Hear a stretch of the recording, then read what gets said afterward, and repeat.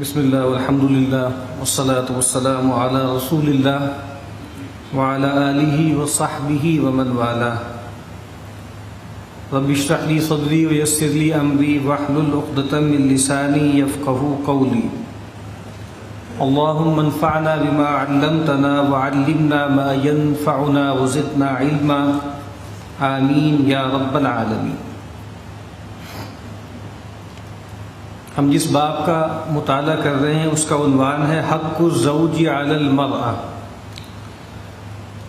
کہ کیا حق ہے شوہر کا اپنی بیوی پر.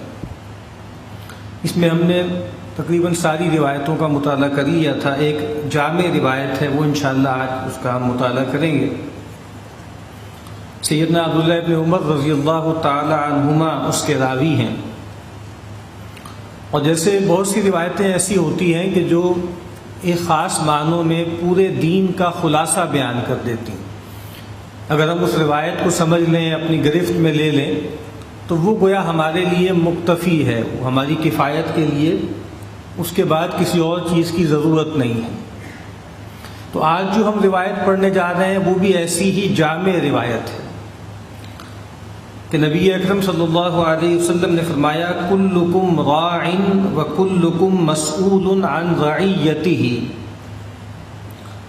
لوگوں تم سب کے سب ایک چرواہے کے، ایک نگران کے مانند ہو، اور تم سب سے تمہارے گلے کے بارے میں، جو تمہارے زیر تحت، جو ماتحت تمہارے زیر لوگ ہیں، ان کے بارے میں سوال کیا جائے گا، پوچھا جائے گا. والامیر راع، امیر بھی ایک گلہ بان کی طرح ہے.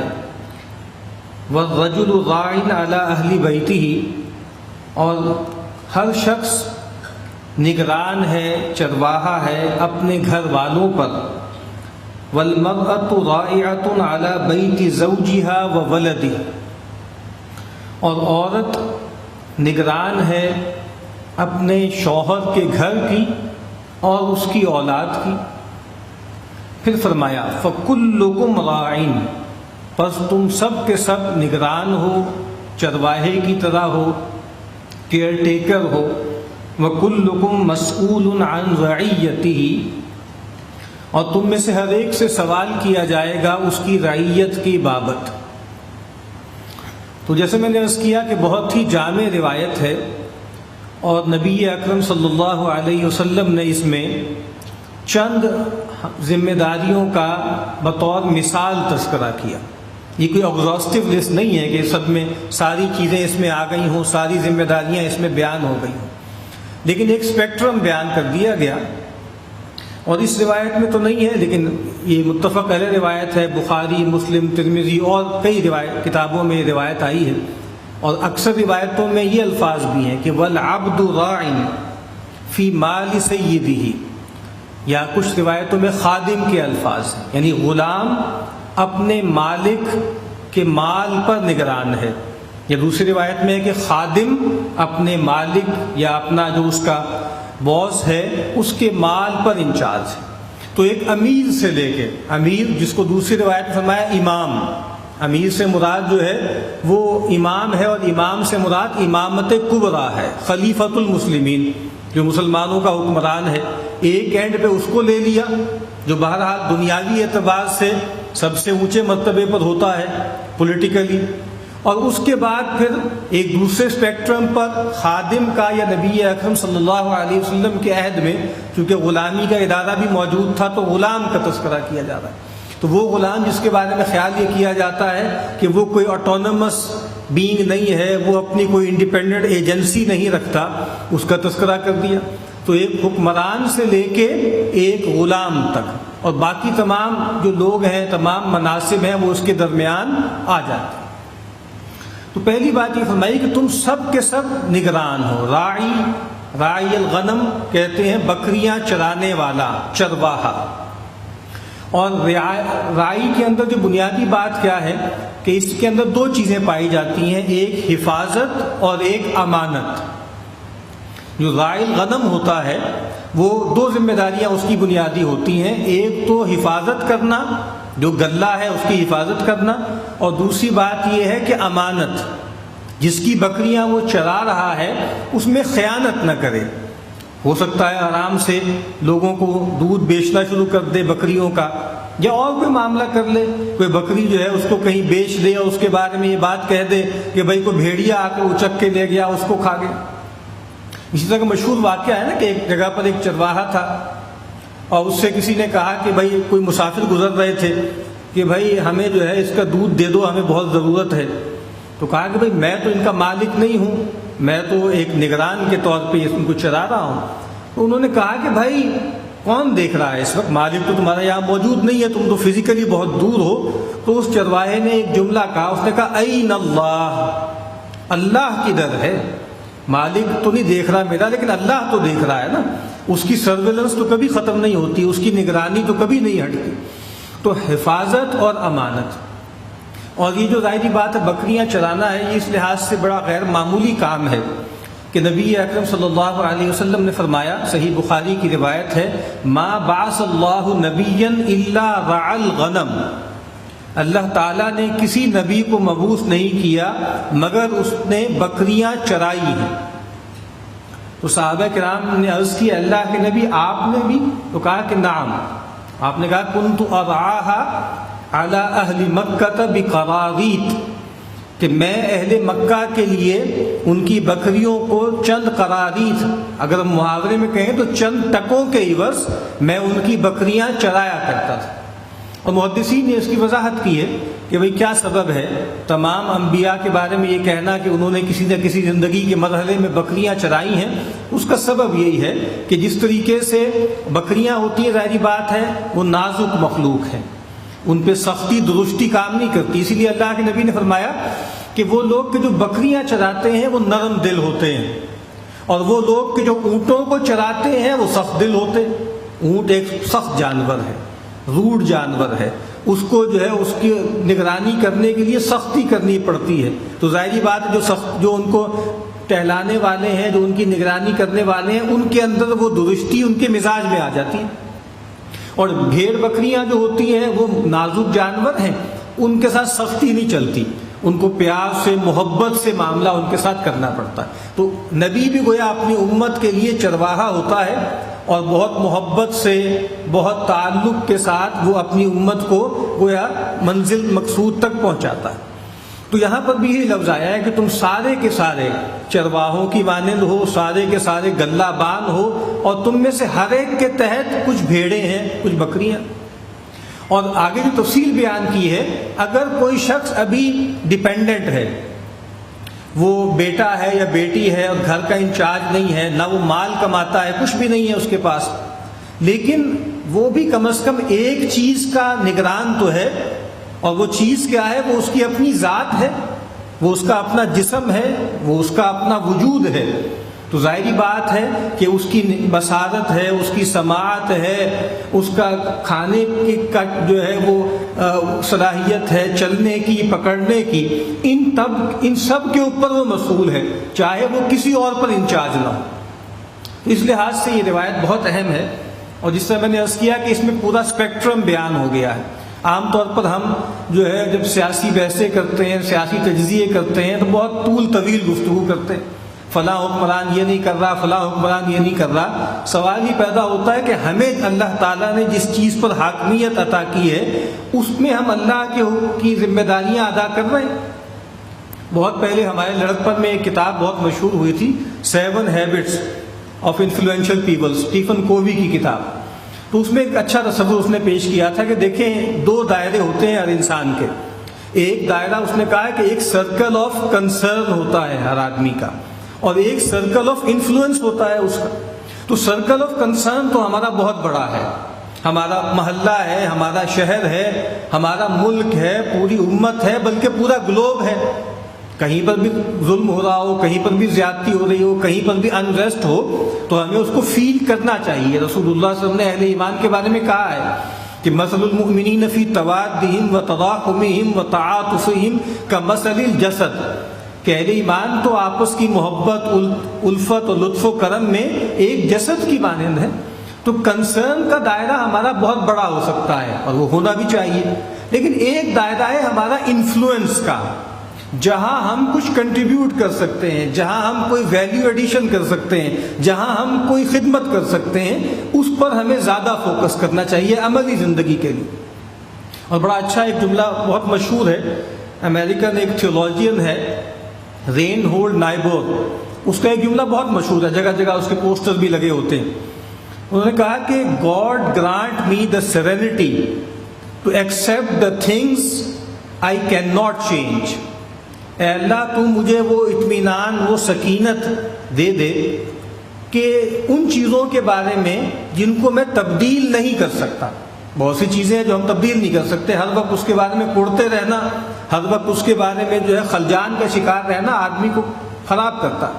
تو وہ سیرینٹی دے دے کہ جو چیزیں میں بدل نہیں سکتا اس کے بارے میں سکینت حاصل ہو جائے۔ The courage to change the things I can, اور اے خدا مجھے وہ ہمت دے دے، وہ طاقت دے دے کہ میں وہ چیزیں بدل سکوں جو میں بدل سکتا ہوں، جو میرے بس میں ہیں، جو میری استطاعت میں ہیں۔ اور پھر کہا کہ and the wisdom to know the difference, اور وہ حکمت اور وہ دانائی بھی دے دے کہ ان دو کے درمیان میں فرق جان سکوں۔ کہیں ایسا نہ ہو کہ وہ چیزیں جن کو میں بدل سکتا ہوں اس کے بارے میں سیرینٹی کا شکار ہو جاؤں، اور وہ چیزیں جن کو میں نہیں بدل سکتا اس کے بارے میں خلجان کا شکار ہو جاؤں۔ تو یہاں فرمایا کہ کلکم راعین، تم سارے کے سارے ایک گلہ بان کی طرح ہو، وکلکم مسئول عن رعیتی، تم میں سے ہر ایک سے اس کی رعیت کے بارے میں، جو اس کے ماتحت لوگ ہیں ان کے بارے میں سوال کیا جائے گا۔ اور یہ بات ابھی آگے بھی میں عرض کر دوں گا، سب سے بڑا سوال کیا ہے، سب سے بڑی مسئولیت میری اپنی جان کے حوالے سے بھی اور میرے ماتحت لوگوں کے حوالے سے کیا ہے، وہ ان کا دین اور ایمان ہے، وہ ان کی تعلیم و تربیت ہے، وہ ان کے اخلاق ہے۔ خود فرمایا کہ قو انفسکم واہلیکم نارا، قرآن مجید میں فرمایا کہ اہل ایمان بچاؤ اپنے آپ کو، سب سے پہلے تمہاری مسئولیت تمہارے اپنے وجود پر ہے، اپنے آپ کو بچاؤ، واہلیکم، اس کے بعد دائرہ کیا ہے، اپنے گھر والوں کو جہنم سے بچاؤ۔ تو سب سے بڑی مسئولیت کیا ہے ہر شخص کی، ہر نگران کی، وہ کیا ہے، وہ اس اپنی اور دوسروں کی دینی تربیت کی ہے، دینی تعلیم کی ہے، دینی دعوت کی ہے۔ فرمایا کہ والامیر راعٍ، امیر راعی ہے، دوسری روایت میں والامام راعٍ، امام راعی ہے۔ امام کا مطلب حکمران ہے، حاکم وقت ہے، اس کی جو مسئولیت ہے وہ بہت زیادہ ہے۔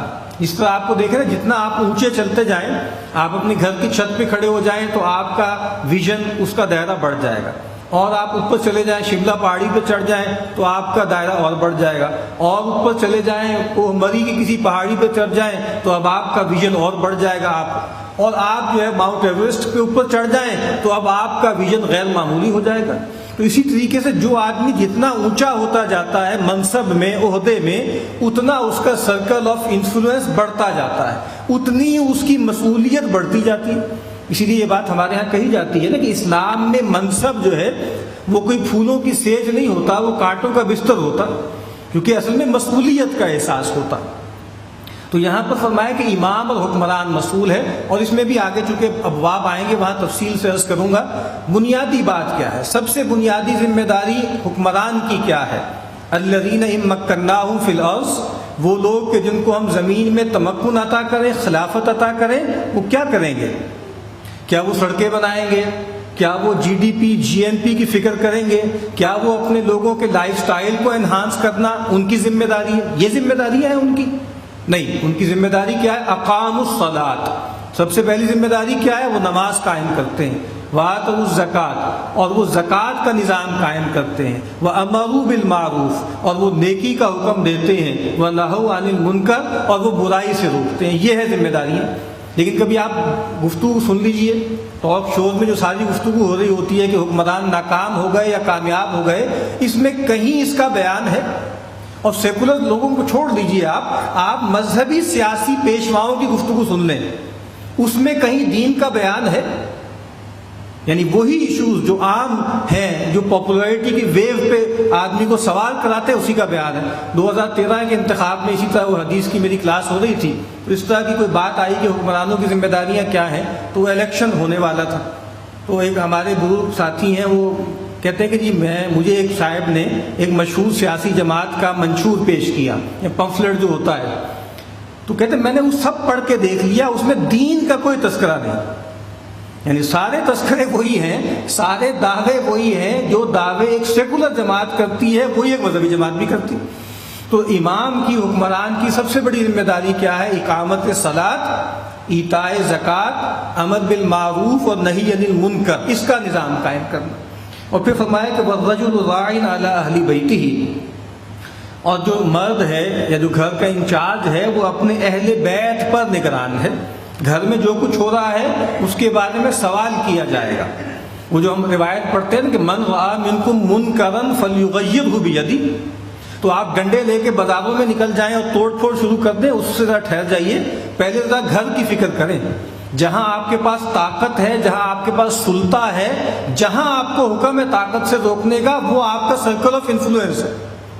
ایک عام آدمی کے لیے اس کی ذات اور اس کا گھر ہے جہاں وہ طاقت کا استعمال کرے گا۔ سماج میں نہیں کر سکتا، اس کے پاس طاقت نہیں ہے، اس کے پاس سلطہ نہیں ہے، وہاں ریاست کرے گی، وہاں حکمران کا دائرہ۔ تو بہرحال یہاں فرمایا کہ جو مرد ہے، جو گھر کا سربراہ ہے، اس کی ذمہ داری گھر والوں پر ہے۔ وہ آگے پورا باب آئے گا، اس میں بھی آپ دیکھیں سب سے اہم چیز کیا ہے؟ نماز۔ حکمرانوں کے یہاں سب سے اہم چیز کیا ہے؟ نماز۔ واحد چیز جس کے بارے میں رسول اللہ نے فرمایا کہ اپنے بچوں کو مارو اگر وہ تمہاری بات نہ مانے، تو کیا اس پر ہے کہ اسکول نہیں جانا یا ٹیوشن پہ نہیں جانا یا فلاں کام نہیں کرنا؟ وہ کس پر ہے؟ وہ نماز ہے۔ اپنے بچوں کو تلقین کرو نماز کی جب وہ 7 برس کے ہوں، اور اگر 10 برس کے ہو جائیں نہ مانے تو ان کو مارو۔ اور سیدنا عمر نے فرمایا، جب بھی ہم نے حکمرانی کی بات کی، آپ نے اپنے تمام عمال کو خط لکھا اور فرمایا کہ ان اہم امورکم عندی الصلاۃ، میرے نزدیک تمہارے سب معاملات میں سب سے اہم چیز کیا ہے؟ نماز۔ یہ جو ہم نے سوشل ویلفیئر اور ایک ویلفیئر اسٹیٹ کا تصور پتہ نہیں کہاں سے نکال لیا ہے، کہا سب سے اہم چیز نماز ہے۔ ہاں، اور کہا کہ جو نماز کو ضائع کر دے گا وہ نماز کے سوا باقی ہر چیز کو ضائع کر دے گا، اور جو نماز کی حفاظت کرے گا وہ امکان ہے اس بات کا کہ وہ دین کے باقی احکامات کو بھی جو ہے مانے گا، اس کی حفاظت کرے گا۔ اور پھر فرمایا کہ والمرأة راعیۃ علی بیت زوجہا وولدہ، یہ ٹھیک ہے بات کہ گھر کا حکمران، گھر کا انچارج مرد ہوتا ہے، لیکن اصل میں جو گھر کی ملکہ ہوتی ہے وہ تو بیوی ہوتی، وہ تو ماں ہوتی ہے جس نے اصل میں ہر چیز کو دیکھنا ہوتا ہے۔ تو کہا کہ بیوی جو ہے، عورت یہاں اس سے مراد بیوی ہے، وہ گویا انچارج ہے، وہ نگران ہے اپنے شوہر کے گھر کی اور اس کی اولاد کی۔ وہ تو کام دھام کے لیے گھر سے نکلتا ہے کمانے کے لیے، لیکن زیادہ تر تو بچے کس کی کفالت میں ہوتے ہیں؟ وہ ماں کی کفالت میں ہوتے ہیں۔ یہ بھی ایک الگ بحث ہے کہ اب وہ بات بھی ختم ہو گئی، اب ہمارے بچے یا ہم میں سے ہر آدمی زیادہ تر اداروں کی کفالت میں ہے، اشخاص کی کفالت میں نہیں ہے۔ لوگ اپنے ماں باپ کے پاس کم اور اسکول اور ٹیوشن اور کلب میں زیادہ ہوتے ہیں۔ فَكُلُّكُمْ رَاعٍ، اور پھر دوسری روایت میں ہے وَالْعَبْدُ رَاعٍ، اور کہا کہ غلام بھی نگران ہے، وہ بھی چرواہے کی طرح ہے، اور اس سے اس کے مالک کے مال کے بارے میں سوال ہوگا۔ وہ کام کرتا ہے، وہ اپنے مالک کے مال میں تصرف کرتا ہے، تو کہا کہ اس سے اس کے مالک کے مال کے بارے میں سوال کیا جائے گا۔ پھر آخر میں فرمایا فَكُلُّكُمْ رَاعٍ وَكُلُّكُمْ مَسْئُولٌ عَنْ رَعِيَّتِهِ، پس مختصر بات کیا ہے کہ جو کوئی بھی تم ہو، جس منصب پر بھی ہو، تم سارے کے سارے نگران ہو، چرواہوں کی طرح ہو، اور تم سب سے سوال کیا جائے گا ان لوگوں کے بارے میں جو تمہارے ماتحت تھے، جو تمہارے زیر دست تھے۔ اللہ تعالی ہمیں عمل کی توفیق عطا فرمائے۔